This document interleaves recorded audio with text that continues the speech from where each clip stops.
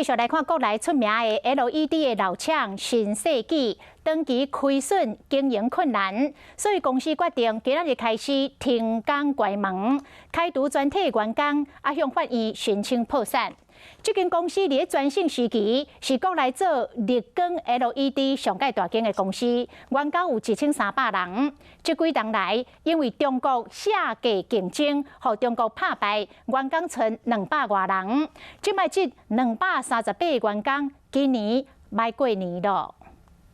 伫台南科园园区 LED 厂新世纪宣布今仔日全面停工，公司甲铁门拖落来，内底空。不过，同款销售厂商来到这，就有人烦恼这款人的款业会受到影响。一些设备跟资产在里面。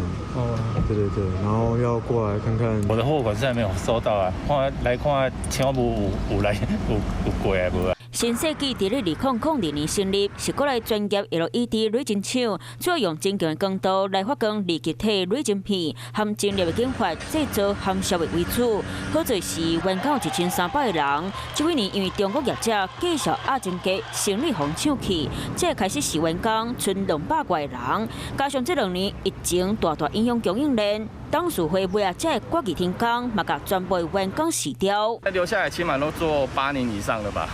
会担心这个过年吗？没办法，找工作吧。您所拨分机无人应答，请重新拨号。公司电话无人接，或者赶过来员工讲，公司有派代表伫内底协商，甲员工说明。那我们会辅导他去请领失业的津贴，也会帮他做一些职业的训练。南科管理局讲，会尽力保障238个劳工，防辞掉了后的款业。